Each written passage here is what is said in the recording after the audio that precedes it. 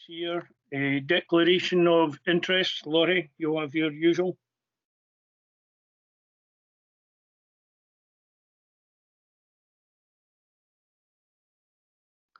You're on mute, Laurie. Still on mute. Yeah, sorry, Tom. Yeah, now we're there now. Yeah, non-financial interest in housing performance report. Yeah, as a subcontractor to the housing service in there, but having applied the test outlined in paragraph 5.2 and 5.3, the Council's Code of Conduct concludes this interest does not preclude me in involvement in the discussion of this item. Right. Okay. Thank you very much. I wasn't too fast, was it? I hope. No. We could lip read as well. We're okay. But we now move on to the fire and rescue. Now we're conscious we haven't had this for a while because we're all kind of out of sync a little. But we look forward to, well, we have Ross with us. Look forward to Ross just updating us on the situation with our fire and rescue people. So welcome, Ross, and over to you. Thank you, Chair, and good morning, members. A bit of an introduction, I know some of you, but my name is Ross Nixon. I'm currently the Group Commander for Scottish Fire and Rescue Service, and I cover Inverness Shire, Nairnshire, Badenoch and Strathspey, and the Loch Ness and Aird. So I've got quite a wide area, but I'm from Inverness and know the area very well, but spent many a happy time in Nairn as well, so I know the area very well. I took over from Derek Wilson in June of this year, and prior to that you may have come across my brother, who was the Group Commander prior to that. You may have he's now retired, luckily for him. So thanks for inviting me today to give you an update on the local priorities. Apologies if you see the top of my head. What I'll do is I'll give you a brief on each of the areas within the report, and then I'm happy to take any questions on it or any other fire brigade, fire service related questions that you may have. So if you're happy with that, I'll move on. Any questions at this moment, okay? No, we're fine, Ross. Thank you. Great, just thanks. Go ahead. So I'll refer to the Nairnshire Committee Performance Report for quarter 2, and if I can draw you to the third page, and that's with regard to accidental dwelling fires. So you'll read that there continues to be a very low incidence of accidental dwelling fires in the area, and this is positive. Particularly because across Scotland over the same reporting period, due to with some of the issues with COVID, Scotland actually saw an increase, a fairly big increase in these types of incidents across Scotland for the reporting period. So welcome that within Nairn and Nairnshire area that we only had the 2 incidents, one of which was a candle left unattended in a property in Wellington Road, and the second being an electrical cupboard in Darragh Place. So neither of which resulted in any serious injuries or casualties. So as I said, across Scotland there was an increased incident, and the information says this can be attributed to an increased accumulation of rubbish at dwelling houses during the lockdown, and also increased use of domestic appliances and consumption of alcohol and dependency on other drug and alcohol. So as again, that's not reflected in the Nairnshire area, which is pleasing. We continue to have significant engagement from our community action team and our local crews with identifying vulnerable groups, and we've undertaken phone calls to identify any additional vulnerable people that have come about as a result of the pandemic and lockdown. So we continue to work with our partners in police, ambulance, social care to identify anyone who may be at risk from fire in the home for accidental dwelling fires. If I can refer you to page 4 and 5, you'll see that we continue to have no fire fatalities or casualties, which is very, very welcoming. Obviously, I'm from the area. I absolutely know the history within Nairn with regard to fatal fires, and so whilst we welcome that, we still do a lot of work in regard to home fire safety visits. Of the incidents that we have occurred in terms of accidental dwelling fires, some of them are unfortunate and avoidable, particularly the incident where there was a candle left unattended. But we're, as has been mentioned at previous committee meetings, we continue to work and roll out home fire safety visits to our vulnerable people. and raise the awareness of fire safety in the home using our local crew in Nairn as well. Does anyone have any questions on the deliberate fires or on the accidental deaths? No, okay. We seem quite comfortable with that, I think. Great. Thank you, Ross. That's fine. So deliberate fires on page 6 now. The figure for deliberate fires remains consistent, and we did have a spike of 3 incidents in July. This includes secondary fires that can be caused by controlled burning of garden rubbish spreading to gorse. So there was a couple of incidents of that. Across the incidents do remain very low, which is especially welcome. And notwithstanding our discussion earlier about antisocial behaviour, we don't, within Nairnshire and within Highland in general, the use of fire as an antisocial or willful fire raising is not something that we see as a large contributing factor to the number of incidents we attend. So that's always good. So that's deliberate fires. Moving on to page 7, which refers to special services. The figures on page 7 relate specifically to special service road traffic collisions, and it shows a continued low incident attendance for ourselves.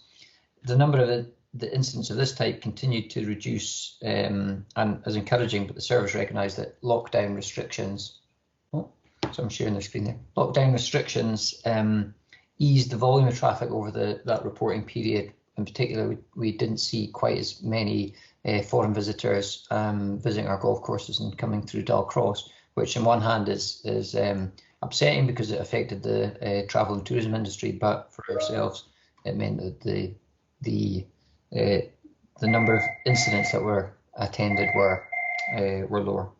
There was, however, which is not reported in the special services road traffic collisions, there was a significant incident. Apologies for the phone ringing in the background. Hopefully it will ring in shortly.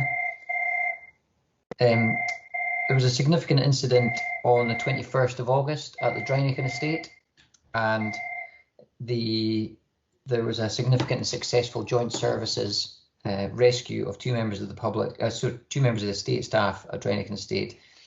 So the crews from Nairn, the Scottish Fire and Rescue Service crews from Nairn, worked closely with the Scottish Ambulance Service, Coast Guard, Police and Mountain Rescue to effect the rescue of an estate worker who'd fallen down a steep gorge.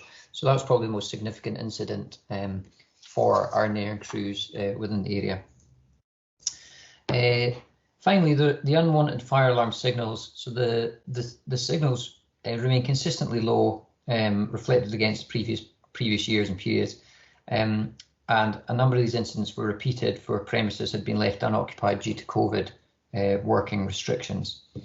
Our Prevention and Protection Directorate now get involved in, and I've recommended legislative auditing of some premises within Nairn just to ensure that we don't get unnecessary turnouts.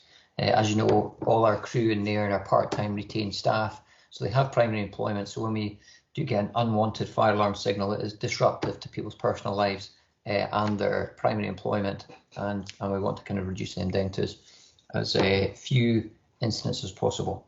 So our local managers continue to regularly engage with business owners to prevent these incidents occurring. The final part I'd like to report on is the station availability, and page 9 shows that the station availability and the current strength of our personnel at Nairn Station, and these reflect good availability and a good station establishment in Nairn. It reports 17. We've actually now up to 18. We've had there's one additional firefighter from Nairn who is currently on their trainee firefighter course. They started this week, so that will bring the staffing up to 18, which is very strong. The Nairn crew and the Nairn station has had excellent resilience over the pandemic period, and it's the pandemic discipline at all our stations, including Nairn, has been really good, and we haven't had any positive cases and only a small number of people self-isolating due to close contacts. So that's very welcoming, and hopefully that'll continue. We have had some positive cases in some of the stations within Highland, and it's caused a bit of disruption to the coverage and the availability and resilience within the community, but we've got procedures in place to deal with that as quickly as possible. So that kind of concludes my review. I'd just like to thank the crew from Nairn Station, who I know a lot of you will know, and reiterate that they are retained part-time, but they are work very closely within the communities in Nairn, and their work is much appreciated by the management of the Scottish Fire and Rescue Service and by, I'm sure, the communities and yourselves. So that concludes my review of the document. I'm happy to take any questions on that or any other SFRS related questions that you might have. Yeah, well, thank you very much, Ross. It is, as usual, very high standard for the service delivery here in Nairn, and we appreciate it very much. I see Laurie, Councillor Fraser, you have a question or a comment? Just a quickie one. What's the actual strength in the fire station? My memory, I thought it was 19 or 20. Is that a fixed figure for strength, or is it a variable? What we work on is what's called an establishment figure, and the establishment figure for a 2-pump retained station, which Nairn had traditionally was 18, but when we became a single service, we went up to 20, and that's a kind of an arbitrary figure. That's the maximum establishment we would have. But 18, certainly 18 at the moment, is the number of people we can have on an appliance is a maximum of 6, but generally we would turn out with 5. So as long as we have 10 people available at all times, we've sufficient. In fact, 9 people, because we can have 4 people going out in our second appliance. So that the strength that is 18 is not maximum, which would be 20, but it's very strong. And certainly the availability is very good. I spoke this morning to the watch commander, Gordy McLean, and had a discussion with him, and they're very confident. We've never really had any historic issues with recruiting in Nairn, as we do in our kind of remote rural areas. And at the moment, the station is very positive, active, and probably as strong as it's been in a number of years. So hope that answers your question. Yep, that's fine. Thank you.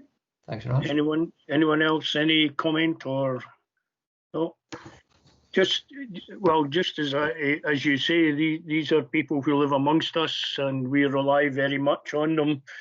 And we have a very, very good, I think, relationship with our firefighters, and they have a good relationship with the community. They're very, very professional, and I think we appreciate very much the work that they do on our behalf.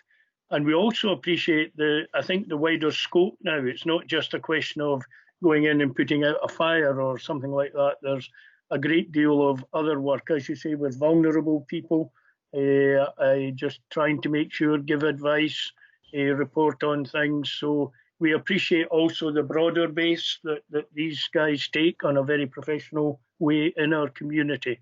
So please pass on our thanks to them formally. We see them regularly, usually around, and we're able to tell them that.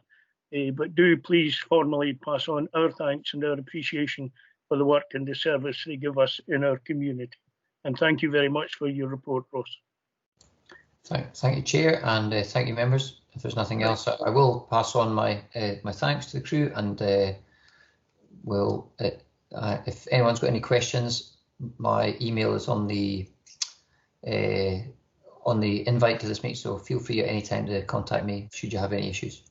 Okay. Right. Thank you very much. Thank you, members. Thank you. So we are just formally invited to comment and scrutinise on this report. So formally we have done that. So thank you very much indeed, members. We move on now to the development plan. We have Douglas with us, and we have Scott with us. So I don't know, is this a double act or whatever? So Scott, if we can invite you along with Douglas to present this report to us, please. Thank you, Chair, and good morning, members. I will share my screen just to run you through a few things. And sorry for the premature and incorrect screen share previously to interrupt Ross's flow. So a quick presentation just to introduce you to the item in addition to what the report that's before you, members. We're seeking approval today for, sorry, I better check first that you can actually see that screen, members. Yep. Yeah, we can see it. Well, I can see it, Scott. Yep. Okay. So we're seeking approval today, members, for the main issues report, which marks the first stage of formal public consultation on the review of the Innermurray Firth Local Development Plan. As a main issues report, it's not a draft plan. It sets out the main issues to be tackled for the future of the plan area, And in particular, we're seeking approval today for the Nairnshire element, as well as the front end that relates to the whole of the plan area. So that's what we're asking for your approval for today. I'm going to give you a quick introduction to what the main issues report sets out before Douglas then goes into a little bit more detail about how the strategy has been applied to the Nairnshire area, with a set of recommendations before you for approval to then be subsequently published, made available for public consultation through that main issues report. So the presentation today just introduces you to the process and the content of the report. A reminder that we're at the start of the process of preparing the plan review. This is the approval today will allow for the public consultation on a main issues report, and the feedback that we receive on that main issues report will be fully considered and then fed back to the committee to seek approval for a proposed plan, which will then also be released for public consultation. But that will obviously become a fully fledged draft plan at that stage for your approval. So what we've done today is we've outlined 9 main issues for tackling the big issues across the plan area. And there's a huge amount of work that has gone into this main issues report that seeks people's views on those headline issues affecting the plan area. So this is just a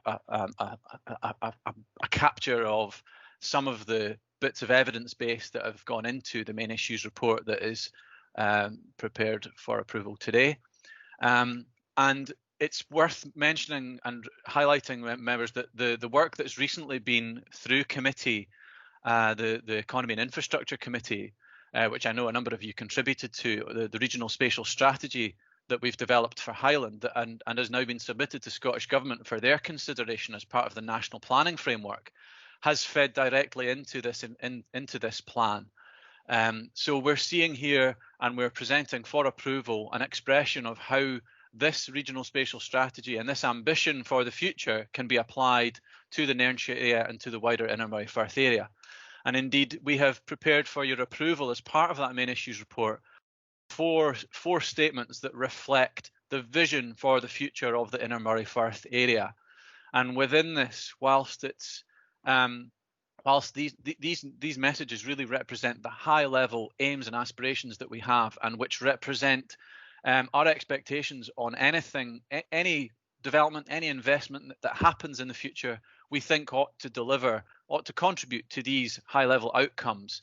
And they have been distilled from the top down and from the bottom up in terms of what people want for the area. So we hopefully they are a fair and accurate representation of what we want to achieve for the Nairnshire area and for Inner Moray Firth. And so that has led us to 9 headline main issues that we think that represent the main issues that need to be tackled, the future of our area. Now, the 2 in dark grey there are the 2 headline cross-cutting issues that the plan seeks to address, or to play a role in addressing. So that's the climate and ecological emergency that's been declared at the national and local level, but also economic recovery from the COVID-19 pandemic. So those are 2 cross-cutting issues that we felt, we can't simply write a chapter on that and show that we're ticking a box and delivering that.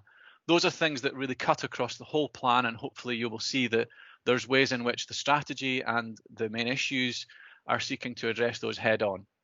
And then there's 7 other main issues that I can run through very briefly. So climate change is really about how we use this land use strategy to affect change in how we deliver the climate and ecological emergency that has been declared.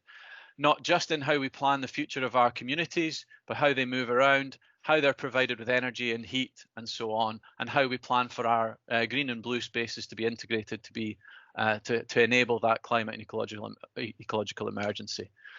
And as I say, making sure that our strategy for the future helps to support the steps for economic recovery and the particular businesses and priorities unique to the Inner Moray Firth area, and indeed unique to the Nairnshire area, to help address that.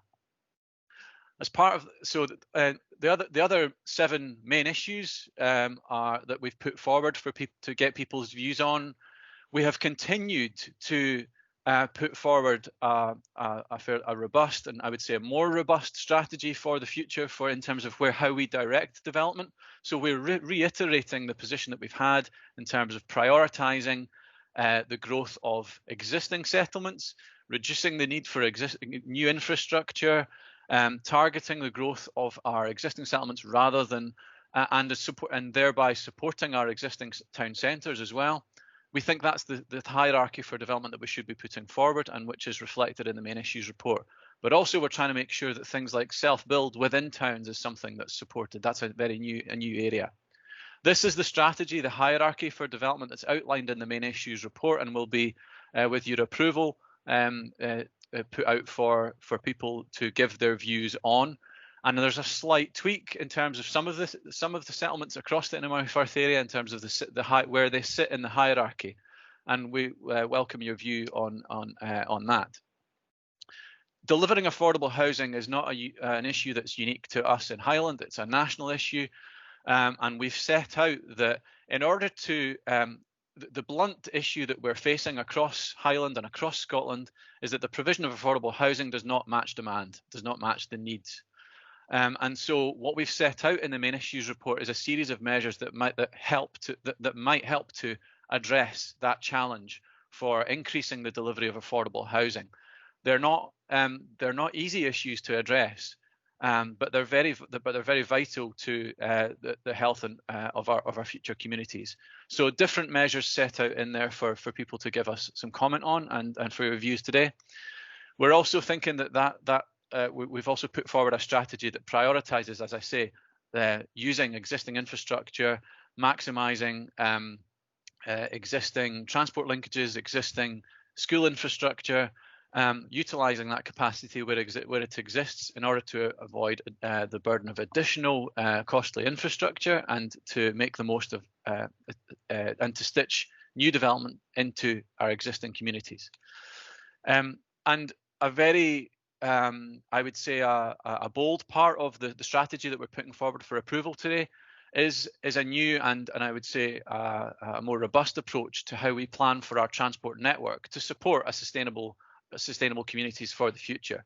So we're suggesting that there is a more robust approach to delivering the transport that's required in order to allow for, as much as possible, modal shift to take place.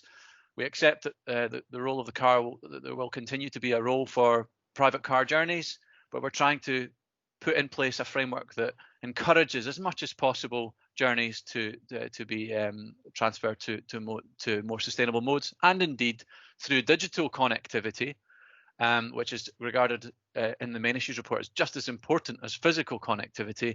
That might in itself be a way to reduce the need to travel.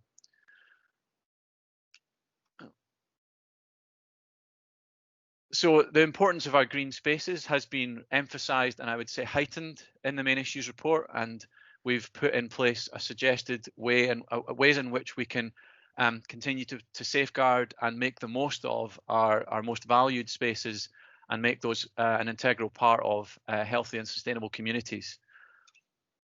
And very much related to that, we have put in place a policy, a suggested policy for improving the quality and design and the so-called the approach to placemaking. So the quality of the neighbourhoods that we look to create and how they integrate with our existing places. And so there's a new suggested audit in place that we'd be expecting developers to be compatible with, and it's a nice simple methodology to follow to help to ensure that we're providing high quality developments on the ground. And then finally, meeting the needs of an ageing population is something that's hugely important. Our demographic forecasts indicate that this is something that will particularly affect Highland. And so we're putting out for comment some suggestions for how we might increase the amount of accommodation that is appropriate for our ageing population. So those are the 9 main issues. And there's a strategy that goes with that that's set out in the main issues report. Again, for your approval, and sets out that hierarchy for development across the plan area. It's also important to highlight that how we support our rural areas continues to be a really important part of the plan. We do have the strategy does favour the majority of development being placed in our existing communities, but how we plan for smaller scale developments in smaller places is also really important to our rural areas. And so we're suggesting to members that there's a continuation of related to the housing in the countryside supplementary guidance, which is also out for consultation at this stage. The hinterland area within which that policy applies, that slightly tougher policy for housing in our open countryside, is suggested to continue. So this is separate to how we plan for growth within settlements.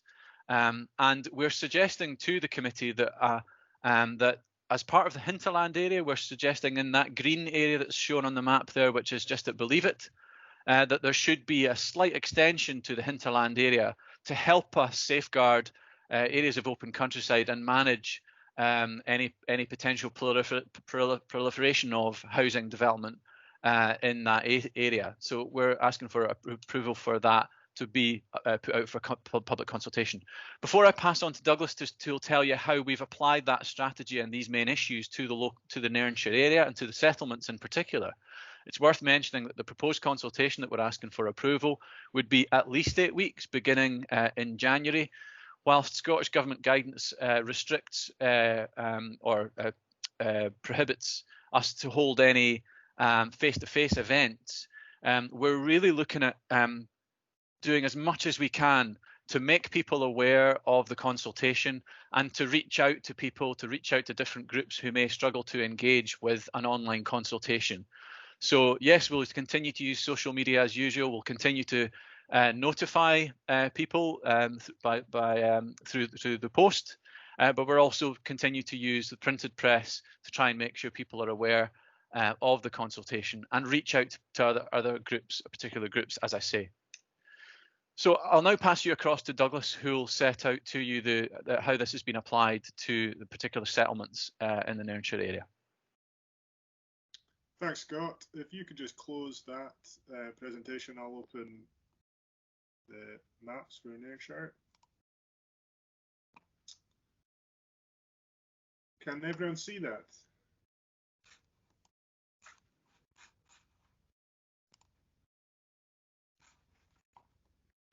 Looks like it's visible. It looks. Yeah. I can see that, Douglas. Yeah. Excellent. Yes, you can see it. Yeah. So Scott just showed this map, but it's useful just to pull. You're on mute, Douglas.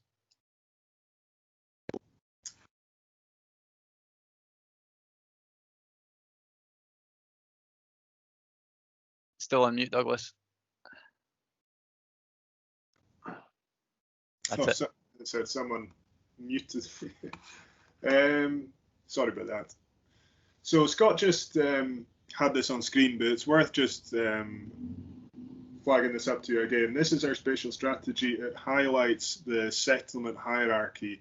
Now, the settlement hierarchy has existed in many of our recent plans, but in this plan it has we've placed an even greater emphasis on its role in highlighting where we think are the best places to direct growth and the amount of growth that we think that settlement is appropriate for that settlement. So when we look at Nairnshire itself, we have 3 locations identified as being suitable, and the different symbols here highlight that Nairn itself is the most appropriate place for strategic growth.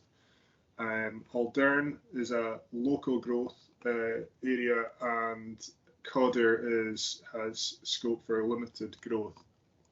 So turning now to the settlements themselves. Apologies for the notation, the way it's shown on this map. It's the way it's been produced for the plan itself. But I think it's easier if we look at it with the north pointing upwards to get people's bearings. So Aldern is identified in the 3rd tier of the settlement hierarchy, and that means, you know, a local level of growth. It has basic facilities, and it's relatively close to Nairn with sustainable transport options available. However, there has been quite a steady growth of Aldern over the last 20 years, about 100 new homes, and pressure is now mounting on the primary school itself. So, taking that on board, and turning to the sites itself, it's worth just highlighting to you the notation of the sites here. We used a RAG rated system, so a sort of traffic light approach. So red are basically all the coloured sites are options that have either come forward through our call for sites process, or that were previous allocations, undeveloped allocations from the existing plan. So red represents the sites that we don't think are suitable for a wide range of reasons. The amber sites are those that we think are that have some potential, but possibly the information that's been provided doesn't satisfy any concerns we may have about their suitability. And the green sites, which aren't shown any in Aldern, they are the ones that we think are the optimal choices, and they're the ones that we're preferring for allocation at this stage. And this is the preference at this stage on the information we have available, but we would certainly, and we're encouraging people to provide their comments during the consultation on whether they support it, whether they object to it, or are raising concerns that they'd like to see addressed. So, Aldern itself, the first thing I should point out when looking at this map is that this site here, AU02, we are aware that there is an error on this map that's shown in the committee papers, and that's this area here, the small paddock to the south of the existing allocation in the plan, was put forward by the landowner. Excuse me, Douglas. On the presentation, we're still, well, I can only see the Inner Murray Firth spatial strategy. I'm looking at the map in the papers, but it's not coming up on the screen. Okay. And me, I don't know what other people, but they can see it. It's on my screen, okay. So I don't know. You can see me flicking through those. So everyone can see me flicking through these. Okay. Well, I'll do my best at describing it, and hopefully. I'll tell you, I've got the map here. I've got the paper map, so don't worry if it's only just me. It's only this site here that there is an additional map that I'm going to show.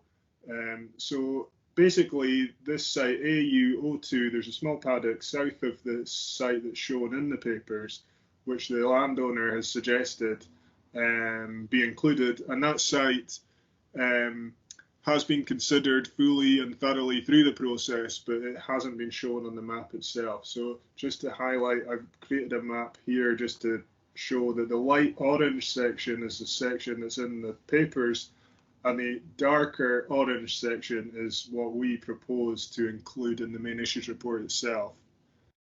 So just to highlight that these are both going to be shown as a single site, as an alternative site, and the reasons for showing that as an alternative site, and that goes along with AU01. Similar reasons are that there has been incremental development, fairly unplanned and uncoordinated development along this road, and the previous advice that had been given to the landowner when they took forward applications hasn't really been taken on board, and the issues demonstrated that they've been addressed in terms of how it's master planned, essentially, site layouts, to deal with surface water drainage and other infrastructure requirements. So at this stage, we're suggesting that these are alternative sites for those reasons. So,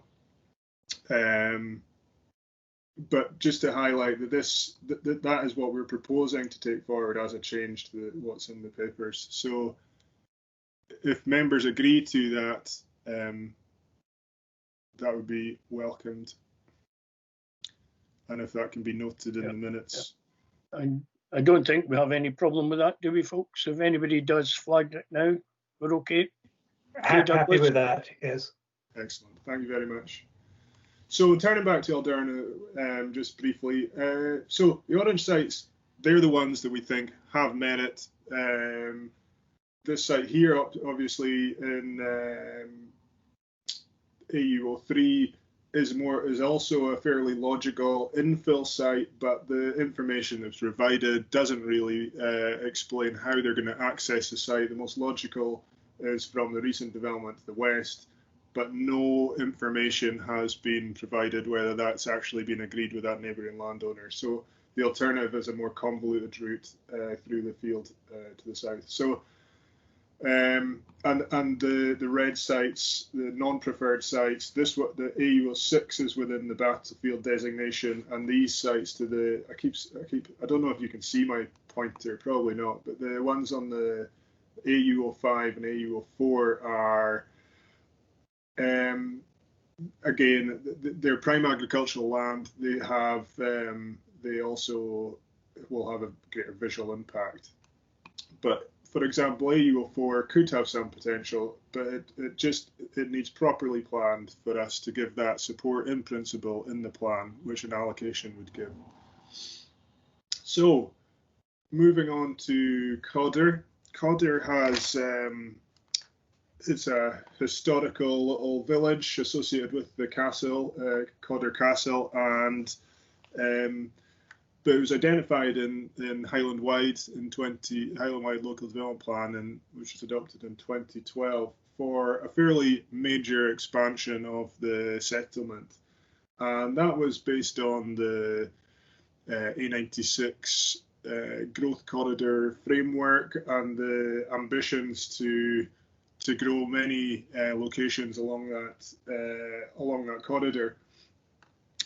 We've reassessed the suitability of that, and we have come to the conclusion that it isn't a suitable place for locating that scale of development. As was shown in the settlement hierarchy, we think it's best suited as a growing settlement, which allows more for infill and rounding off opportunities, small scale, more organic growth than large scale strategic planned expansions. And that's mainly based on the fact that the school, which was under capacity, which was identified as one of the reasons for its growth in the past, that is now experiencing capacity pressures. There are very few public sustainable transport options. There's very limited bus service that passes through, and there's a range of other sensitivities in terms of the natural and built environment in Codder. So that is why all the sites, these sites represent the existing allocations, why they're all shown red. But the placemaking priorities that are identified in the main issues report will be used to guide planning applications. We're not saying no development in this area. We're just saying we're not favouring it for that level of development anymore. Okay, so this is how the Nairn map shows in the plan, but actually its orientation has been changed to allow it to be portrait. But if it's okay with you, I will show it this way, which means that the annotations, some of the annotations are on the vertical, shown vertically. But I think it's the best way. So, Nairn, it is identified as the top tier of the settlement hierarchy. We see that as being the most sustainable place for large-scale growth, and that is largely based on the fact that it has a wide range of services, it has reasonably good transport links, and it is an existing employment hub with a range of opportunities there. So that's the reason why we think we should direct the vast majority of in this case, in Nairnshire's growth to Nairn itself. And Scott mentioned the placemaking. We identify these placemaking priorities as key objectives and priorities for that settlement. They'll also be used to guide planning decisions and investment decisions. So for Nairn, we, as set out in the paper, we are promoting Nairn's role. We want to strengthen Nairn's role as a county town. We also want to focus growth in the most sustainable and well-connected locations. Regeneration is a strong feature. Regeneration of the town centre, the harbour and the connections between them, and continued support and pressure for the actual bypass itself and the benefits that that can bring. So that's the sort of headline issues that we're dealing with for Nairn. Turning to the site options themselves and preferences. The town centre itself continues to be our first preference for development, and that central green site is a mixed use allocation, which will help to promote the development options, the development opportunities which still exist in the town centre. Moving on from that, looking towards the east, the west, that is where we consider the next short to medium term expansion of the settlement as being the most appropriate there on the common good land at Sandown. We think with a well-designed scheme that's set out in the development brief, the adopted development brief, that can be well integrated and well connected to the settlement. Looking at other options to the west, the site of Delnies is shown as an alternative. There are concerns about the landscape impact and its connectivity to the settlement, but there is developer interest, and they are looking at overcoming these issues that we've raised. So through the main issues report, we would be looking at fleshing that out, really fully assessing what they can do to overcome the issues. And that goes the same with Achare. Just now, it's just too unknown what will be delivered on that large allocation, and we're pushing the developer and the landowner to really come up with more information for us to determine that suitability. Looking to the south, Nairn South, we are also showing the existing allocations as alternative. They are well located in terms of, as a crow flies, to many of the services. However, there's well known constraints there in terms of infrastructure, in terms of connectivity, that again we're looking for a resolution during the main consultation stages to allow us to make informed judgments that is the most suitable, the most deliverable site for the expansion of Nairn. They also, there were an additional site, NA13, that was put forward at Call for Sites, which you can see is quite an extension of what is already proposed or already allocated. We weren't supporting that, given the existing issues that Nairn South have and the impact on the landscape and various other things. We don't think that's suitable. Looking across to the east, King Steps is an important short-term housing site. It's being delivered quite a rate, I understand, just now. It has permission for 117 houses, and we just need to monitor whether that needs to be allocated by the end of the plan making process, or whether that's been largely built out. So that's a green site at NA02. The large areas of red shown on the southeast of Nairn, NA09 was put forward by a housing developer, and as set out in the plan, there is some merit to that site. However, the areas at risk of flooding, which are the areas of the red closest to the town, mean that the actual built development is pushed further outwards. So there's concerns about connectivity, the infrastructure required to open up the site, and that's why that's shown as red. Balmakeith Industrial Estate is largely built out. However, it's really important that we do promote in the plan and find keep the pressure on to get that link through there for the active travel bridge, because the pedestrian connections through there are very poor at present. So that's a bit of a fly through of the settlements in Nairnshire. So happy to take any questions you may have. Yeah. Okay, folks. Liz, I see. Are you asking? Yep. Okay. Yep. Yeah, thanks for your presentation. That was really, really useful. I would like to ask about the consultation arrangements. Is that too early to ask on that? Yep. It's going to be starting in the new year, and I'm just wondering, there can be no face-to-face, which is quite right due to the COVID situation.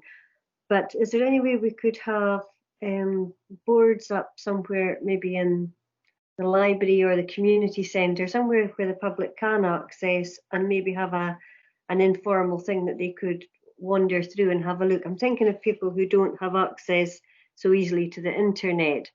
A lot of the neighbour notifications will be good, and they might be, will they be seeing the plans? Will the neighbours actually be getting sent a copy of the plans, what's happening close to them, or will they have to go online to see it? It's just so everybody can get as much information as possible, so as we can get as many people contribution as possible to the development of this plan.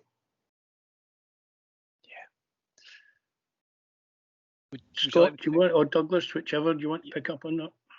Yeah, sure. Thank you, Councillor MacDonald. I think we appreciate that the role, the plan is looking to play an important role in continuing to support future growth at a really kind of difficult time. But we appreciate that the difficulties that people will have to engage with a consultation like this when it's being held online. Now, we're not looking to exclude anyone. If anyone has any challenges in actually engaging with this consultation, we will look to assist those in any way we can. That might involve, for those who don't have access to internet or don't have access to ICT in any way, we'd be looking to provide whatever information is needed to them so that they can engage with the process. There's other ways, though, that we are recommending that this is mainly an online consultation, though.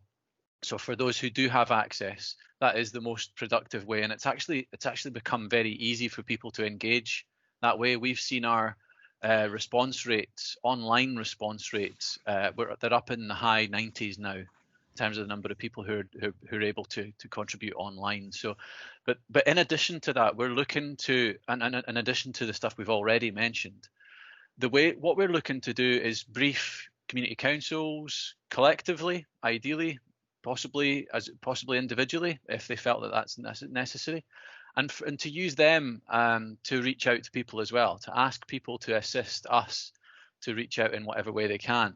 I think the suggestion about using service points, notice boards is a really good one. What people will receive through the post, what we're looking at, the option that we're looking at, and as you can imagine with these things, neighbour notification is something that we always do for neighbours of potential sites. But we think that as a main issues report early on in the process, we think everybody should be aware of this, especially at this point in time. So we're actually planning to write to every single address within the Innermouth Firth area to make them aware of the consultation, rather than simply writing to those neighbours of potential development sites. So hopefully that will raise awareness. And I think the idea would be happy to go and look at the idea of using, you know, public displays in some way as a forum for raising awareness of the consultation. Thank you, Scott. I'm really, really pleased you're going to be notifying absolutely everyone. That's really positive. The only other thing I suppose I'd like to mention is I've already seen online that there's there's lobbying already starting online about opposition to the plan without, you know, it's just, it really disheartens me, I suppose, that we can't have a more positive approach to development from some fractions in our community, but it looks to me like they're already starting their social media campaigns going on, which is, you know, not helpful in my view. I think people should look at the plan and take it as a whole, and there's desperate need for housing in our area, so they should consider all, you know, everybody's needs in the town and not just what their own agendas are. And Chair, if I had a comment. Yeah, that sorry, statement, Scott. Yep. No, it's okay. I don't want to intervene. But I mean, I guess I would just observe that we really encourage people to tell us what they are comfortable with, what they like and why, but also the things that they don't like and why, and whether they think there would be other alternatives. And that's not just the site. I think it's very easy for people to leap on, you know, whether you like a site or not, and that's absolutely a core part of this consultation. But I think those front end issues, particularly, you know, the experiences we've had over the last few months as well, you know, we really want people to tell us what they think about how their place can grow for the future and how we accommodate people's needs for the future. And, you know, the affordable housing issue is one of those. Aging population is another. These are issues that will affect settlements across the NMRA First to varying degrees, some more than others. And I guess I just would encourage people to take account of those main issues before they then go on to look at the sites and think about how those issues apply to their place. But it's about supporting what everybody wants to do for the future of their place, and we hope that the plan provides that for that. Yeah, you know, sorry, just a final point. There's a lot of conflicting information about the need and the demand for housing in Nairn, and I believe it is very strong. And when you look at how quickly King Steps development has been out, you know, it's just about complete. So the demand is there if there's opportunities for developers to get going. Yeah, but okay, Liz, I would agree with you, but I don't think we want to get too distracted by the negativity. I think taking Scott's point, I think there was a meeting in the courthouse a few months ago, of a year or so ago anyway, and you were out, and Douglas and one or two others, talking to folk about planning. I think there was 2 separate meetings. And what we need to do, and I think that this is the point that you're also trying to get at, Scott, is that there are the hard to reach people, the people whose voices we really need to hear, not just the kind of frequent vocal. So I think there will be an onus on us as well as local representatives to try and motivate people to kind of come aboard, and as Scott says, make a case with a reason as to why they're for or against a particular aspect, bearing in mind that there's still a long journey ahead before we get to an actual draft plan. But and I take your point as well, Liz. I think Peter and I got the beginning of the opposition on Monday night. But anyway, Peter, you have your hand up. Thank you, Tom. Firstly, with regard to the detailed plans for Aldern, Cawdor and Nairn, I think what is being proposed is very sensible, and I welcome the inclusion of the Sandown lands as a priority. One thing I would ask is that, in view of the planning problems we've had with the Auburn housing pit homes adjacent to the sawmill, that great emphasis is placed on the need to having a barrier of land around the sawmill, so that their future developments and operations are not prejudiced by any building close to their perimeter. And if you could take that on board and include that somewhere, I'd be grateful. I'm going to be a bit controversial now and question the emphasis placed on addressing climate emergency as the primary driver in the report. I know the council has declared a climate emergency. I didn't vote for it. I would suggest that the primary concerns of a large number of our residents are, firstly, the lack of affordable housing, and secondly, the economic consequences. At the moment, we have, I think I'm right in saying, the highest costing electricity in Europe. This is as a result of our green policies, the subsidies we pay for wind farms and the such like. So I would suggest that our current green policies are a direct hindrance to economic growth. While there are obviously climate changes happening, we mustn't assume that they are all negative. The tree and vegetation cover across Europe has increased significantly in the last 30 years as a direct consequence of increased carbon dioxide in the atmosphere. We know that winter temperatures in our area are higher than they used to be, and as a result, there is a significant reduction in fuel poverty. And this is something that I personally welcome. And as a sort of byproduct, I was able to pick both roses and dahlias from my garden at the weekend, which I wouldn't have been able to do 30 or 40 years ago. So let us not forget that the increases in temperatures does have beneficial side effects. And I would welcome a greater emphasis on affordable housing and economic development rather than the emphasis on climate emergency.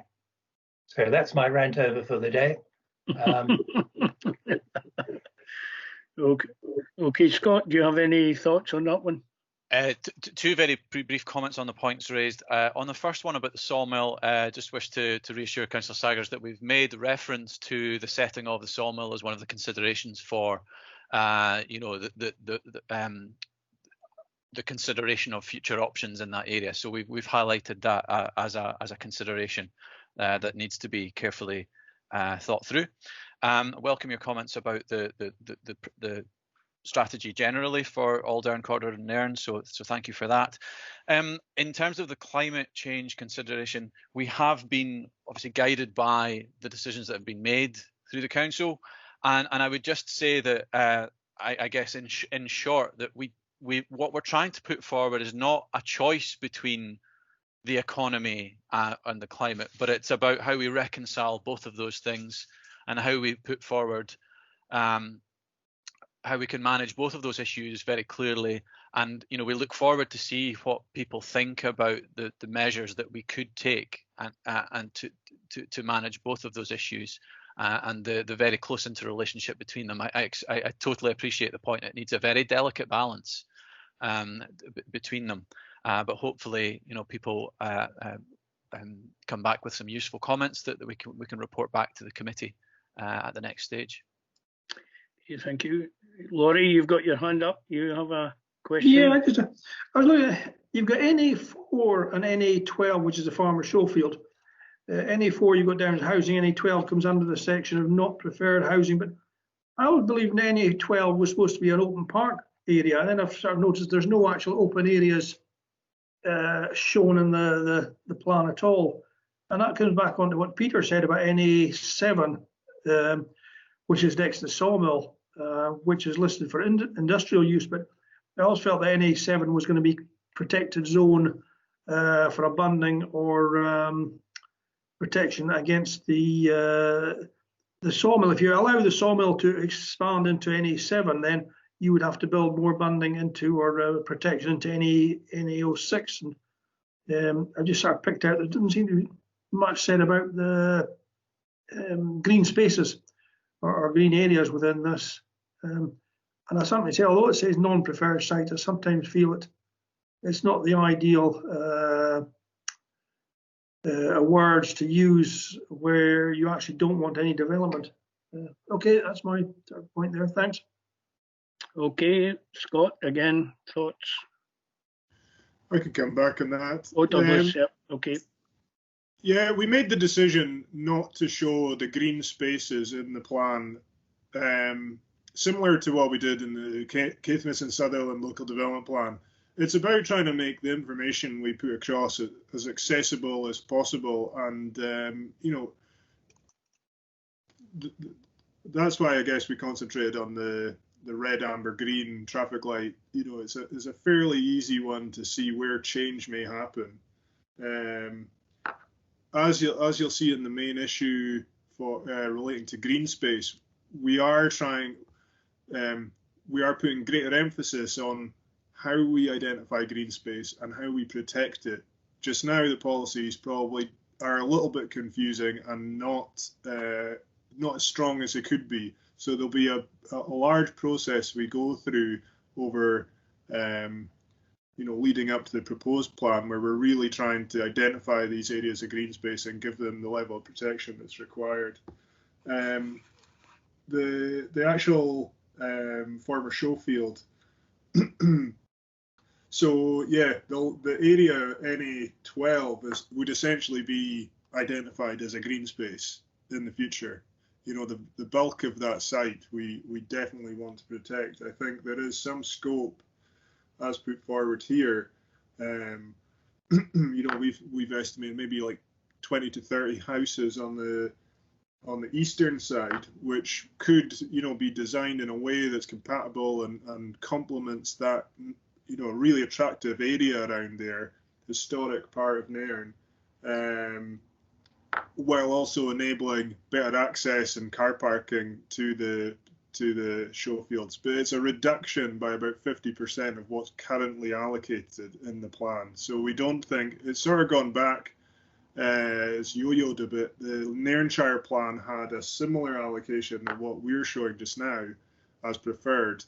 The Inner Murray Firth local development plan that was adopted in 2015 showed half the site allocated for housing. We think, or nearly half the site. We think that isn't. I don't think that's particularly appropriate. I think there is a small level of development that can happen that helps to provide better access, essentially, and deliver that. I thought originally the plan was for outline planning for 13 houses. I'm quite surprised to see it's gone up to 20, or half the site. I thought it was just a single row of houses along the Lodge Hill Road. As far as I'm aware, I don't think I've seen any detailed plans for how that. They may be quite old, and but essentially it's the principle of what a basic layout of. We haven't set any indicative or housing capacities for the site. It's just a basic assessment that we've carried out so far, which is internal, which we think is it has scope to deliver a certain small amount, reasonably small amount of housing that's located close to facilities and close to the town centre. Yep. Okay. I think there are very, very old plans, Douglas. I was made aware of them a year or so ago, but I think they're gathering dust in someone's shelf somewhere, and I don't think there's any proposal extant anywhere for any development there. Anybody got any other questions or thoughts? Just on this issue again, let's just go back onto this issue of density. 1 minute I'm talking 13 house plots. Now we're talking 20. I'm just wondering what backlash we might get from the community, because we haven't actually mentioned density on here. We've just mentioned allocations of land, and suddenly the issue of density is arising. Can you maybe answer give us an idea of density? Scott, do you have something there? I'm just looking to clarify from Councillor Fraser where those figures are being cited from, because we haven't stated any particular potential yield from the housing sites. What we're looking at is the principle of development to be carried out on those sites. We do want to make sure that the sites that are put forward as preferred and the ones that are ultimately allocated in the next stage of the plan are viable locations for development, but we certainly don't want to enter into any detailed discussion about the exact number that would be delivered on a particular site at this stage. I remember seeing a plan maybe 10, 12 years ago, and it just had an allocation, something like 13, I think was a number on it. Well, but we've got no. I'm just looking at this thing here. All right, we've got the basic outline of where you want houses, but there's no actual numbers involved. I'm just wondering what. Yeah. It's come back from the community. I'm wondering, right? Okay, thanks. I think if we come back on that one, Laurie, that Scott is just saying that there is no specific. It would depend on the type of housing, etc., and that goes into the planning system, I would imagine, Scott or Douglas. Yeah, essentially, I think this is a good example of what the consultation should help to address. This is for the landowner concerns over how actual effective this site is. How deliverable it is. It's sat in the plan for over 10 years or so plus, and it's not come forward for an application. So there are concerns over whether it's actually going to be delivered, and we will probably receive objections from people in that, from Nairn on the site. So we do want, if density, layout, these things are issues, hopefully we would encourage the landowner, the Farmers Association, to address those through the consultation and demonstrate that it can address the concerns and be a well-integrated scheme that doesn't affect the integrity of the show field itself. Yep. Okay. You okay with that, Laurie? I think what we're saying is the density thing's a second stage if folk want to kind of carry anything forward. Anything else, folks? It was just, possibly it comes up the argument that if no applications ever been made or there's no interest, perhaps it should be taken out altogether and left out. Yeah. This is an argument that keeps coming up.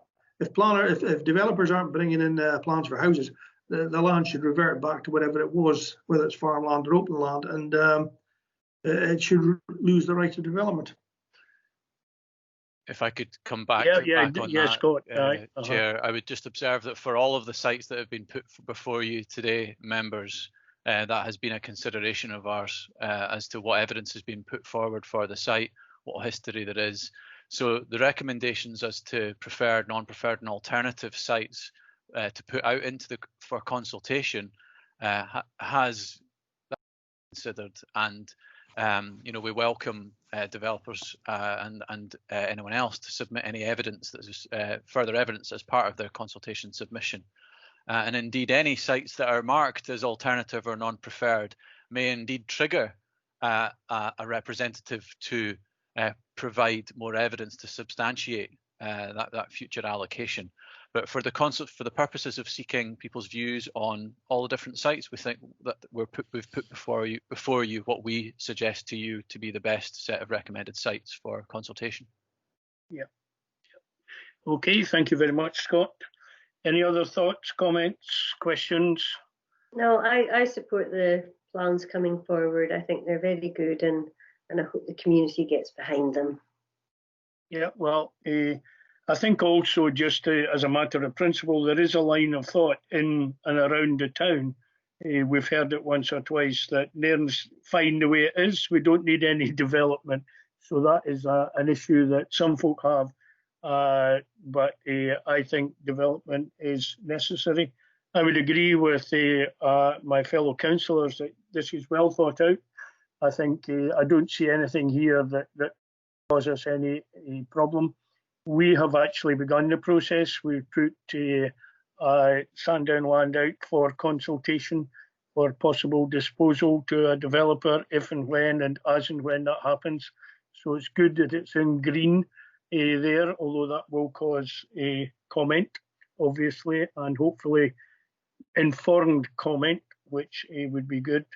I'm also very glad that there's going to be such a wide distribution of information, because frequently if you have a public meeting, it's the folk with the loudest voices that are heard rather than the folk that need to be heard.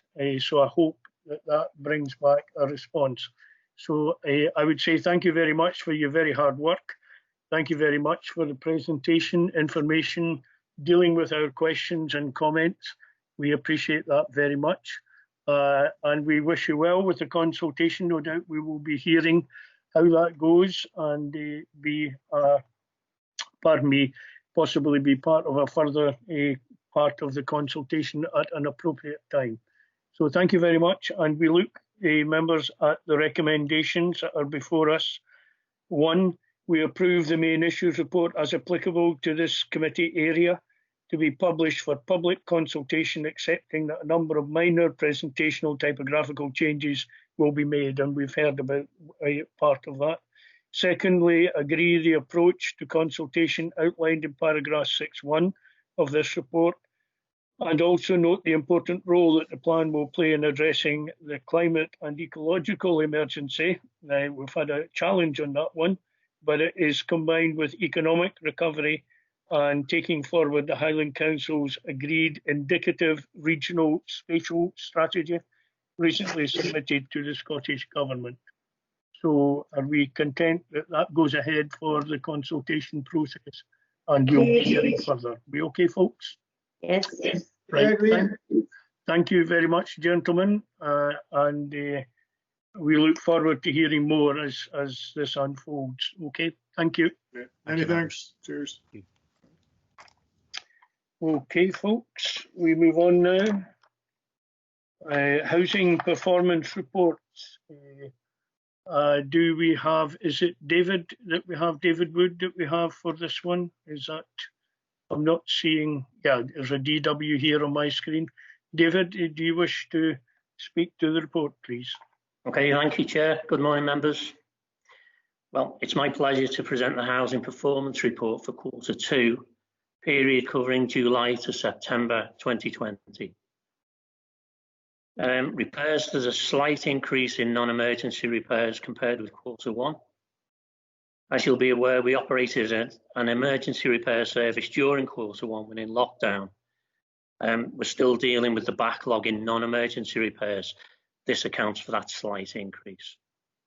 However, that said, Nairn repairs performance is still well within targets. Relet times are within the 35-day target also. Moving on to rent arrears. Rent arrears have increased. As reported to members previously, we're seeing increases in the number of universal credit cases and the levels of arrears. We continue to focus on rent arrears and provide assistance to tenants in arrears. The local Nairn team are very proactive in contacting tenants and continue to offer advice and help or refer to appropriate advice agencies. We've again started to reissue rent arrear notices, which hopefully will help. We feel it's extremely important that tenants contact us early so we can address any issues that they may have. Moving on to homelessness, 14 presentations within the quarter, fairly consistent with previous quarters. The capital programme, you'll receive a specific update at the next area committee. Going on to Appendix 1 for now, I'm pleased to say there are no red indicators. And I'm happy to take any questions you might have. Okay, folks, any questions or comments from members? Liz? Thank you, David. It's been a very difficult time for everyone, I think, for our tenants as well as for the staff dealing with all these issues coming up. It was just the rent arrears have really been growing substantially in the last quarter, and it's just a worry for all these families at this difficult time of year. And it's reassuring to hear that the team are doing all they can to help our tenants. But it's a concerning time. And have you any idea of when is there an expectation that this can be taken back into line or reduced slightly? And as well as that, I'd just like to congratulate the staff on how well they're doing on, keeping the average relet time down and the non-emergency repairs. The staff do a tremendous job in there, and they work well with the local tradesmen. So I think it's congratulations to the staff, but just very concerned about the rent arrears and how we can get on top of that issue. David, do you want to make a comment? Maybe there is a wider issue as well, maybe in context for that? Yes, I think the issue of rent arrears is not specific to Nairn.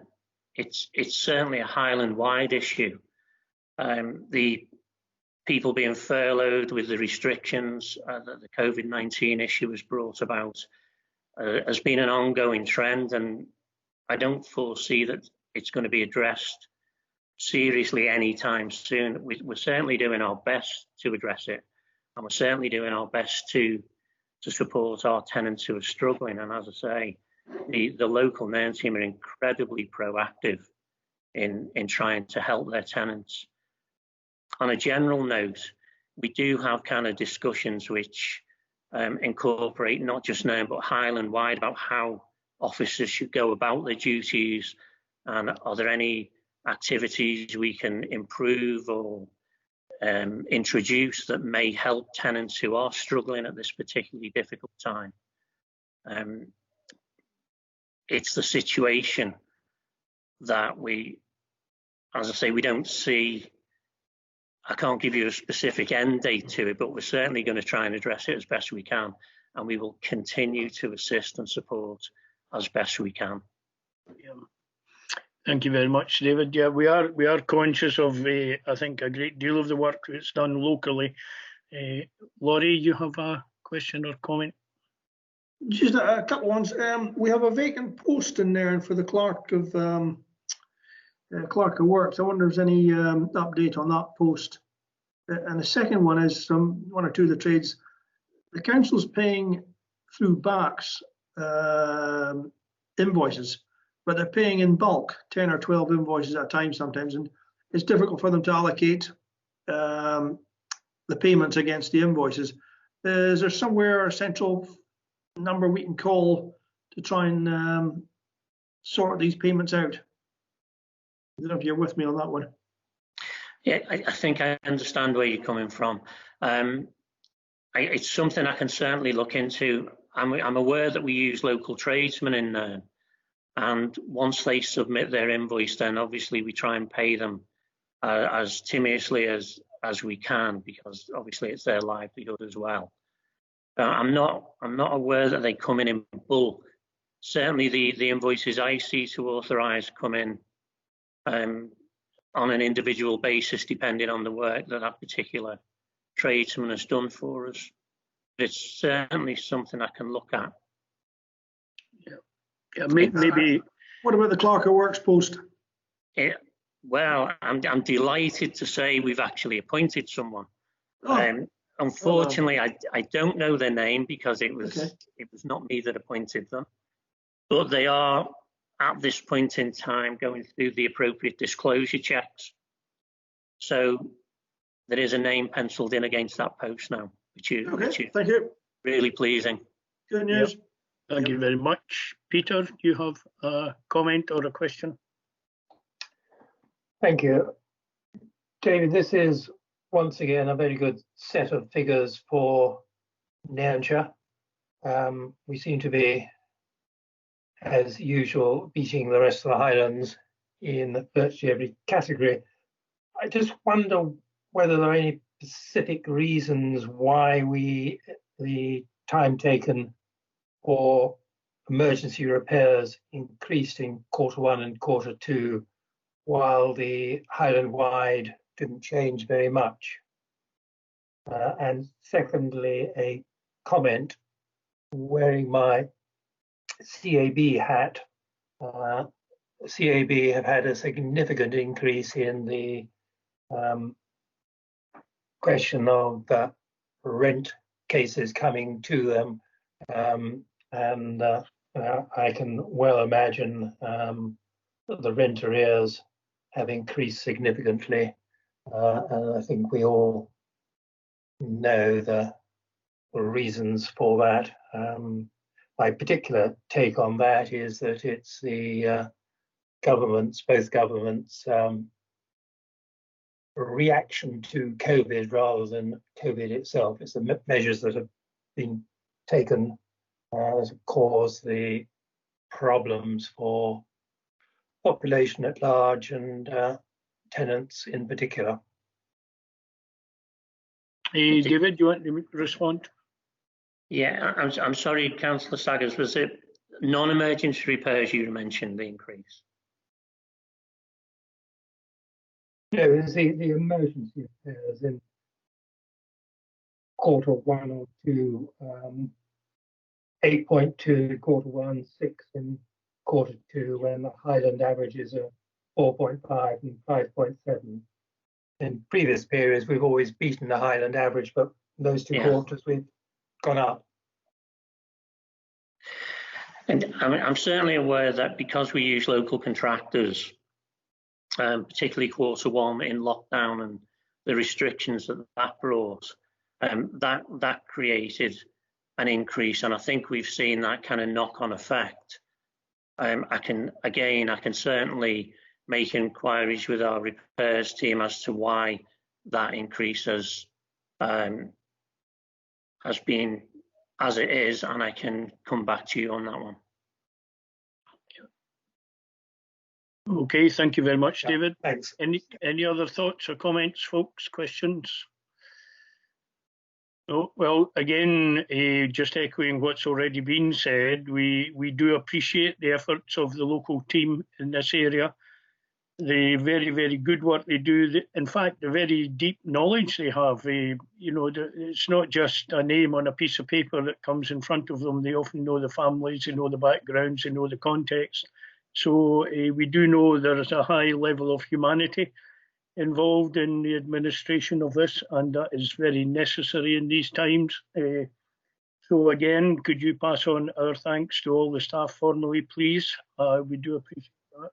We note, again, the continuing performance, and we can only share the pain of the increased rent arrears and the suffering that causes, really, and the anxiety that causes in many households. And we hope somehow that there may be ways of addressing it, but it is a general issue across the whole of our society. But again, thank you very much, and thank you for all the staff and the effort they make, and we appreciate this report. Okay, so thank you very much indeed, David, and thank you for your time. And, thank you, Chair. I'll certainly pass on your comments. Okay, thank you.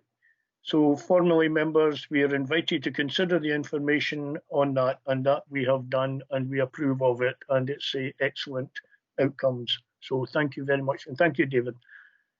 We move on now. I think we will have Richard somewhere in the background for the road structures annual report. Okay. We do have Richard somewhere, I think. We do, yes. Sorry, Chairman. That's I'm okay. here now. No problem. No problem. I was on mute for a minute. Thank you, Chairman, members.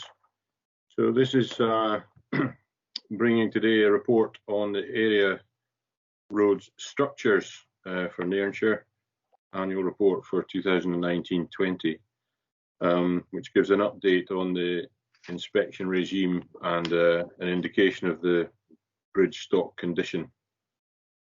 So it's a relatively short report and relatively self-explanatory. So I will invite questions at the end. It's just really to, by way of a summary, I guess, I can draw your attention to the number of bridges that we have in Nairnshire, which are in section 4.2, of which there are 26 bridges over 5 metres in length, 30 under 5 metres. We've got 7 larger culverts, and we also have other structures such as cattle grids, although we only have 4, and retaining walls. We have 20 of them.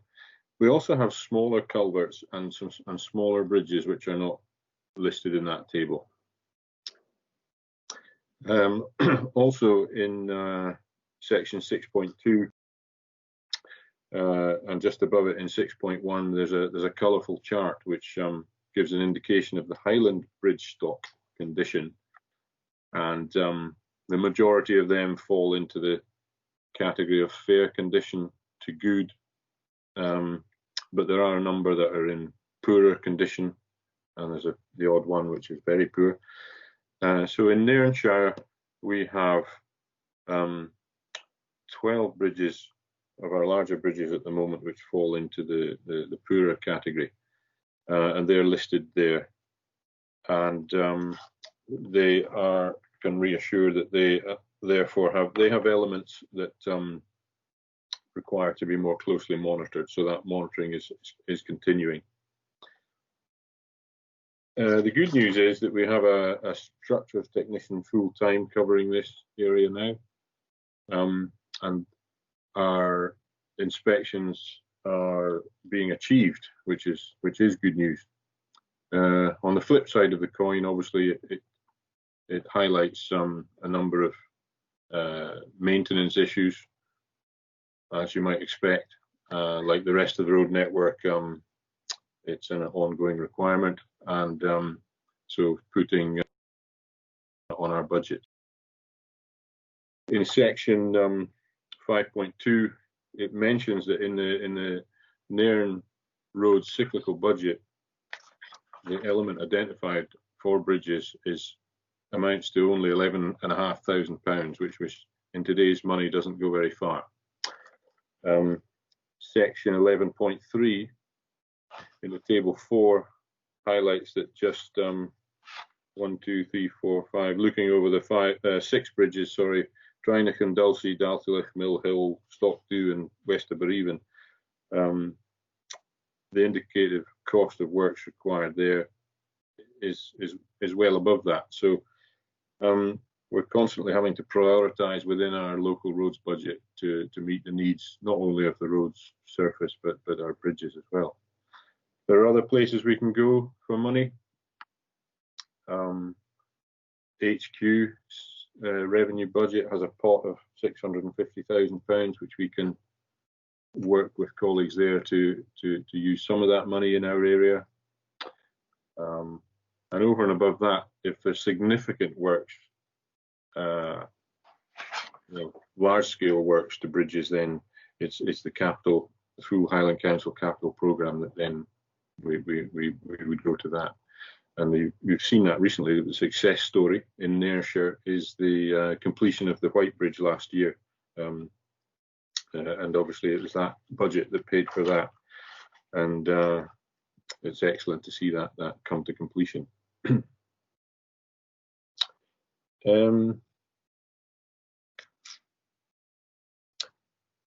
So I think that probably is a fair summary of the report. So if there are any additional questions, feel free to ask away, and also on any other aspects of our local road service. Yeah. Okay, Liz, you were first, I think. So if you wish to make a comment or ask a question. Yes, thank you. Thank you, Richard, for your report. I'd like to ask, is there any of these bridges that are in the poor condition that could be at risk of getting any restrictions put on them, either for traffic or, just people using them? Or are they not as poor as that's a consideration just now? And in addition to that, under the adopted roads network, it's been raised about Montgomery Drive in Lochloy development still not being adopted, but it's treated as an adopted road. So is there any, I thought there'd been mitigation done that would improve it, so it could be adopted. Do you have any update on when that can actually take place? Thank you. Okay, Richard, thank you. Thank you. The bridges, there's no risk of any closures at the moment. I can give you that reassurance. Howford Bridge is obviously a key bridge in Nairnshire on the B9090 across the River Nairn, carrying a lot of timber traffic and local traffic, and will still be key after the bypass comes through that area. It'll remain. So we're looking at that closely over the years, and there is a feasibility study regarding possible refurbishment of that bridge to be done. So that's in the pipeline. But no, there's no risk of closure at the moment. And in terms of Montgomery Drive, yes, it and various roads off it up at Lochloy there are effectively adopted now. It was primarily held up latterly because of vesting of Scottish water apparatus, but letters have been exchanged about that, and we've confirmed that the roads are effectively adopted now. There was some snagging work being carried out by the developer, which was great. That was relatively minor, and again, wasn't holding that up. Just good to get that done at this appropriate time. And yeah, it's just a question of them now. The various descriptions, etc., are all captured and should appear on the list of public roads. So that is the process that's happening at the moment. Okay, thank you, Richard. Is that okay, Liz? You fine? Okay, Laurie, you had your hand raised. Yeah, I was actually just going to query the Howford Bridge there because it was all cleaned and tidy, and the mud removed from the bottom on the edges, but it's all built back up again. But now you're saying you're going to possibly refurbish next year. The only other concern we've got is the Bailey Bridge. I'm slightly worried that I don't ever want to. I hope we've got finance to maintain that bridge and keep it open. I don't want to see it being closed. Need better. I'd like to see it reopen to traffic if we could, but on a limited space. The only other query I've got for you, we have a couple of footbridges over the River Nairn. I don't know if they come under your remit, but I know there's a small one over the old Nairn burn. Are they ever inspected? And there's the sewage bridge as well. Does that come under your remit, or is that Scottish Waters? Chairman, the Scottish, the Meriton Bridge, the sewage bridge is Scottish Waters, yes. Okay. Yeah. I would have to check, sorry, about the one over the Old Down Burn. And the Bailey Bridge at the harbour, there's actually some work identified required to the piers of that bridge. Right. So that's something else, which I think it's about £90,000 worth is the estimate for the work required there. So that's something that our colleagues in the PDU, our structures engineers, are busy looking at. Okay, yeah, thanks, Okay, sir. thank you. Anything else? Got an old hand, Liz, or are you still okay? Right. Yep, that's an old hand from an old hand. Yeah, no. Right, we okay with that? Well, it's good to know there's regular regime of testing anyway, and ensuring everything's okay. And in light of your response to Liz, I'm delighted that we're not going to have any weight restrictions or anything on structures at the moment anyway. And just to say thank you very much again for your report, and obviously evidence of a great deal of work that's ongoing on a very regular basis to keep our roads and structures safe in Nairnshire. So again, thank you very much for the report, Richard, and we wish you and your staff well in all the work that they're undertaking. And I know that there's also speed restrictions coming along as well up at Codder, and there's questions being raised in and around Nairn about that, but we'll see how we go. But thank you very much for this report, and thank you for all the hard work that it represents indeed. Thank you. Thank you. Okay, we have we just note the contents of the report, folks. Okay, we're content with that.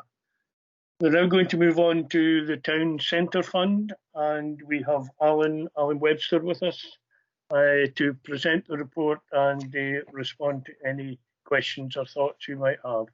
Welcome, Alan, and we look forward to what you have to say to us. Thank you very much, Chair. Good afternoon, members. Okay, the paper before you essentially focuses on a number of possible options for identifying potential projects in Nairn to benefit from the additional 28,000 TCF grant allocated to this area committee early in November by the E&I committee. The thrust of the second award is broadly similar to the first tranche of grant. However, there are a few key points that I'd like to draw your attention to today.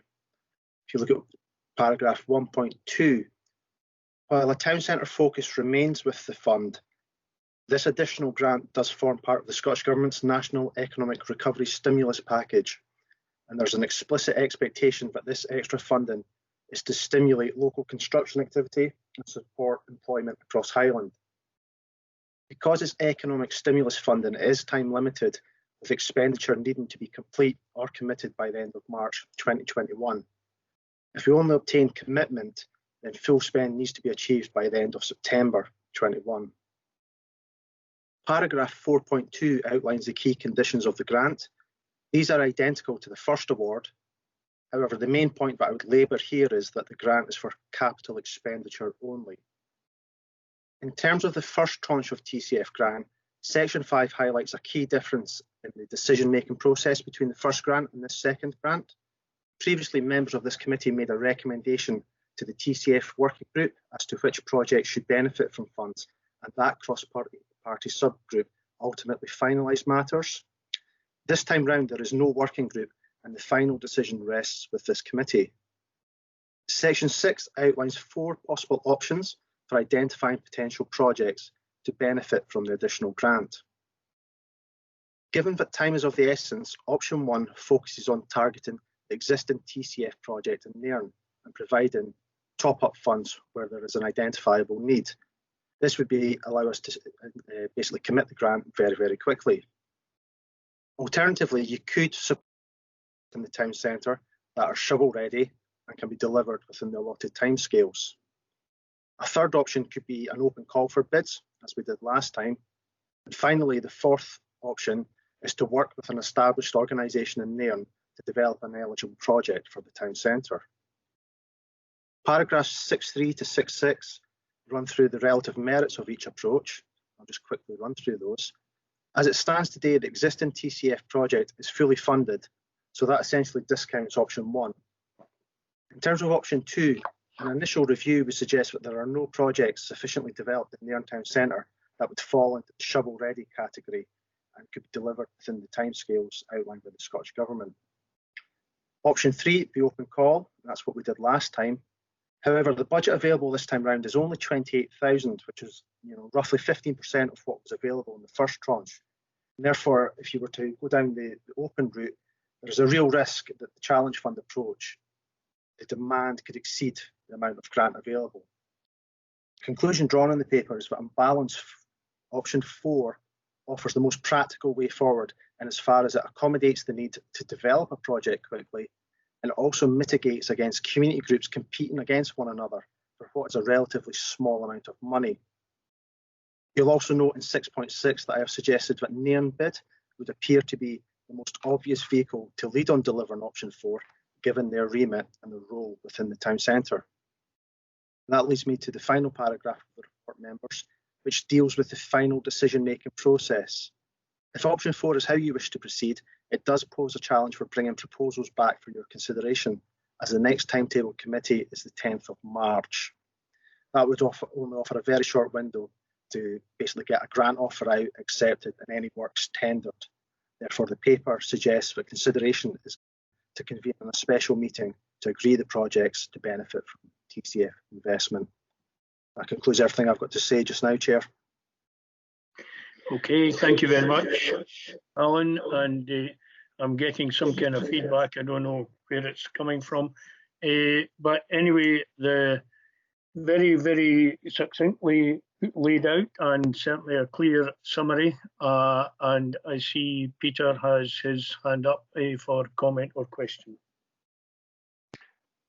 Just to say, Tom, that I perhaps ought to have declared an interest as a director of the Nairnbid and obviously a non-financial interest, but I will leave the discussion to you and Laurie and Liz. Okay, we appreciate that very much. Thank you very much. Liz? Yes, thank you, Tom. I support the option 4. I think it's the best way to try and get the money spent in a very quick time scale that we've got to do the turnaround. So, and I would look forward to working positively with the bid board to deliver on this project. So I agree all the recommendations. Yep. We likewise agree. Yeah. I think it's quite well and clearly laid out, and I think we have had a little time to reflect on this, and I think we're all of a mind that this would be the best way and the best vehicle. And we thank you very much for your support and your thought in this, Alan, and preparing this report so clearly and succinctly. So we agree to provisionally awarding the Town Centre Fund allocation for Nairn to an established organisation. Now, I think we'll put Nairnbid in there, Willie. I think, would that be appropriate, Alan? I see you've kind of, you've moved. I thought you'd disappeared with an AM here. So instead of saying allocation for Nairn to an established organisation, we can simply say to Nairnbid, whose remit aligns with the objectives of. So we can just take a bit out there. Is that okay, Willie? We're quite happy with that. Yes, thanks, Chair. And right, I think you were mentioning about a date then at some point once we in the early year. On the proviso that they develop an eligible project or eligible projects in accordance with criteria carried out. Now, the second one says, give consideration to arranging a special meeting. We would simply say that we would arrange a special meeting of the committee to agree the final detail as soon as practicable. Just that would do it, because there's no point in saying January, February or whatever. We just say as soon as we've got something worked out, we give notice of a special meeting and we just hold it. Would that be okay? Comfortable with that, folks? And we, on the 11th, we have a ward business meeting where we can develop this further. Is that correct? And you would be able to come to that one, Alan, if we issue a formal invitation and we could proceed and try and work a detail out on this. Yes, of course. Looking forward to working with all on this, Will, Chair. So hopefully we will get a very clear picture with it in a very short space of time. So again, thank you very much, Alan, for all the work and all the practical, pragmatic help you give us and the sensible help you give us as well. Keeps our heads well, maybe sewn up. We won't go there. Won't go there. I don't think they have banana boats in the Clyde anymore, so we're okay. But look, very seriously, we appreciate very much the work that you put in and the way in which you're guiding us and giving us a clear sense of direction here. And we'll look forward to working with you further. Okay. So My again, pleasure, Chair. Thank you for your very kind much. words. Thank you. Thank you for your time. Thank you very Bye-bye. much. Okay, bye. We're okay with that, Willie? We're fine. Yes, thanks, Chair. That's fine. Right. Okay. Now we need to deal with our common good fund, and this is Q2 report. So over to you, Willie. Thanks, Chair. Members, you'll find the report for Q2 for the period 30th September 2020 ending, and attached is also Appendix 1 with the financial summary. You'll note that the unaudited balance, so usable reserves, as at the 31st of March 2020 was 621,318 under 4.1 report. I'll perhaps just highlight a couple of matters, and then if there are any questions or comments, I'd be glad to take them if that's okay.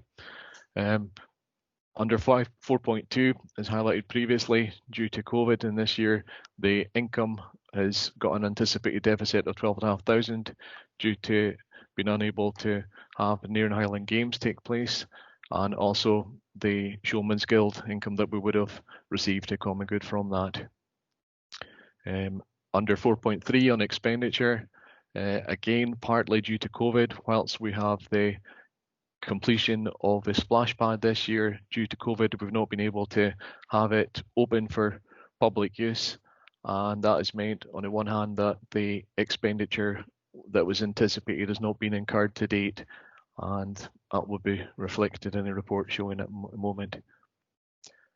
In relation to 4.6, as a quick summary of the current property costs, which we're showing on the report, they were a total of 4,800, and at that point it was 3,500 was in respect of repairs that had been carried out at Mill Road, which were more urgent health and safety matters, and there was £1,000 which had been in respect of 50% contribution to works at Lang Hall, and a £300 High Life Highland contribution for retention of a Scottish Beach Award fee that they carry out on behalf of a common good to ensure that it meets requirements. And the annual surplus that had been approved from a budget had expected 33,575 to be generated, and as we said, as a result of the income shortfall, that would now be a surplus that 21,007 that's forecast at present. Okay. If that's okay, I'll allow any questions now, and I'll stop there in case I've missed anything. Thank you, Chair. Yeah. Okay. Thoughts, questions at this stage? Peter?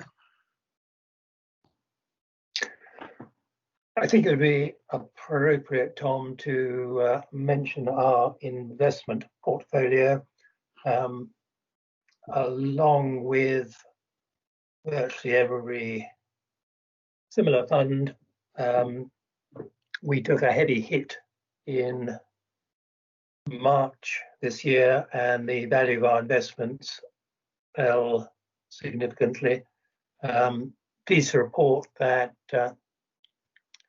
as at the 30th of September, we've clawed most of that loss back, and we are very nearly at where we stood at the end of December 2019, and the recent improvement in particularly in the UK market, will have helped us claw back the further deficit. And I would not be surprised to find that the 12-month outcome 2020 will see us back to where we were a year previously.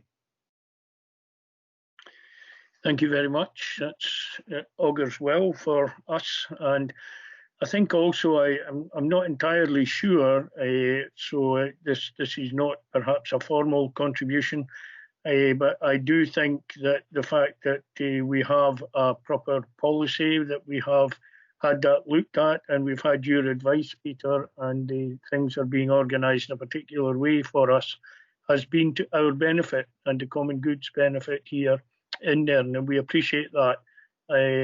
I certainly have no skill set whatsoever to examine all these things and make proper decisions, and we appreciate very much your experience and your contribution in supporting us and helping us in that. And thank you also, Willie. It's not been the best of years, and various things coming and going over the year as far as the common good goes, and also as far as some other things go as well. But in terms of administering this, we appreciate all your efforts, and we have made certain commitments going forward, so we'll make sure that we follow that through as well. We are content to, he said, what's our formal one? To scrutinise. We've had a look at this. We note the position that we're in, and we're quite content with that at this stage. Are we okay with that? Okay. Thank you very much, folks. Minutes of the previous meeting for noting. We're content with them. They've been in our hands. We're okay with them. Okay, folks. Thank you very much for everything this morning. And we are on Friday. I think it is the 11th of December for a ward business meeting. So we look forward to that particular meeting and resolving some other things. Okay. So thank you very much, and thank you, Ian, for your attendance and just making sure you're being kept busy. I think maybe Willie would quite like you to stay on. Do you want Ian to stay on? And now that you've got him nailed into a corner, you can have a word with him about whatever. We'll leave the meeting and let you guys have your conversation. And I notice Alison in the background there keeping an eye on us, and Kate as well. Thank you for your time, Kate. And we shall meet again, okay? So thank you all very much indeed, okay? Bye just now.